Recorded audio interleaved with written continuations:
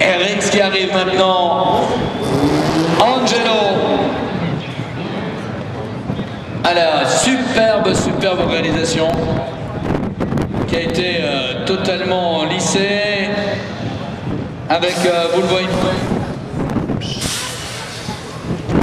sans anglais, t'inquiète pas. Voilà, une très belle réalisation avec les suspensions pneumatiques, bien évidemment. On retrouve une base.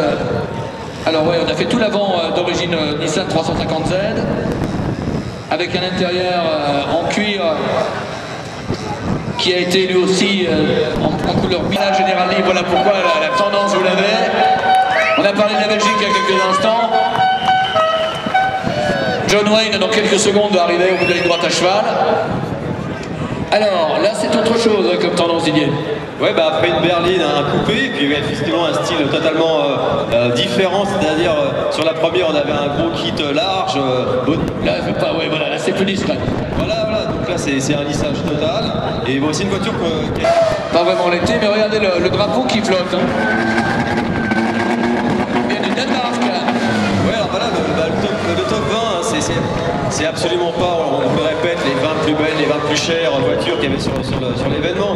C'est un plateau représentatif des tendances, et puis aussi des nations présentes. Et ici, on a quand même donc un gars qui vient du Danemark avec une voiture qui est quand même assez infernale. Oui, il y a beaucoup de boulot de fait, on va faire la liste. Il est journaliste hein, d'ailleurs de métier. C'est un concurrent, Didier. Un concurrent, je ne sais pas s'il travaille dans la presse automobile, il va nous expliquer. Si, il est dans un car magazine.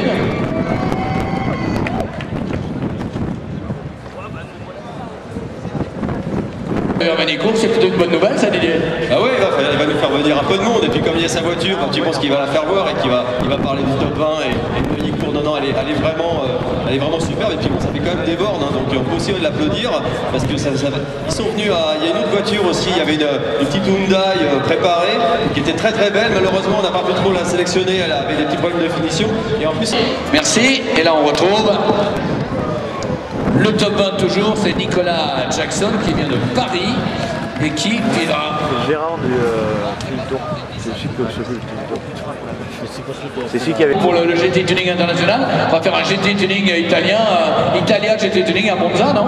Bah ouais, on va faire un truc là-bas. J'aime bien aussi la plaque style japonaise avec l'IMAT perso.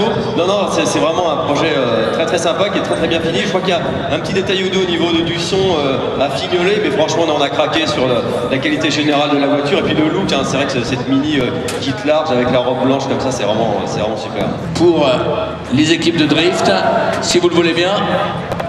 Ah, j'ai cru que c'était une Maserati de loin. Non, c'est bien.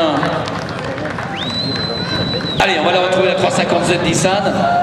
Très belle et des applaudissements pour cette 350Z Nissan superbe. Là, c'était quasiment une réalisation du top pro, hein, tellement elle était belle. Ouais, c'est vrai que de toute façon, il y a eu un travail énorme là, sur cette 350Z cabriolet. Nous, on a craqué pour le côté, en fin de compte, un peu factory tuning. C'est vrai que la voiture, hormis sa sellerie rouge un peu voyante, c'est vrai qu'elle paraît quasiment d'origine. Elle est gavée de petits détails. Et puis, forcément, les branchées japonaises auront reconnu la face avant modifiée avec un museau de Skyline GTR dernier modèle. Bon, alors, je sais pas, je pense que je peux le dire, il y a une petite anecdote sympa. Forcément, la Skyline n'est pas encore... US, avec un insert carbone de très belle facture là encore. On a les contours de pare-brise en carbone, ça c'est joli aussi, hein. Très belle réalisation. Comme tu disais, il y a des petits détails mais qui font la différence. Ouais, puis ça reste un projet, j'ai discuté avec Nico, qui voulait vraiment un projet utilisable facile. Avec une Subaru Impreza, encore de très belles factures en biton. Il y a les allusions à l'emblème. Petit détail, petite référence à la décoration du championnat du monde des rallyes. Alors préparé quand même en mécanique avec 360 chevaux, le tout alimenté par un os si nécessaire de temps en temps. Évidemment à consommer avec modération. Elle est passée en 3 portes, ça c'est pas mal de passer en 3 portes. Moi je la trouvais originale en 3 portes. Ouais, non, elle est vraiment... Alors donc c'est nos amis de Dosba qui ont signé cette réalisation.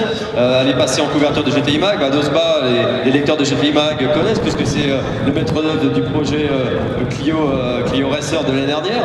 Et puis, mais une voiture qu'on a eu le plaisir de suivre un petit peu sur la route là, en montant de Bordeaux. Voilà, quand du travail comme ça est bien fait, bon j'en ai vu la marée chaussée, les regarder passer, mais plutôt plutôt admiratif sur le travail effectué. Le passage en 2 portes, on ne le voit absolument pas, donc c'est vraiment un boulot très très bien réalisé qui ne pose pas de problème pour la circulation.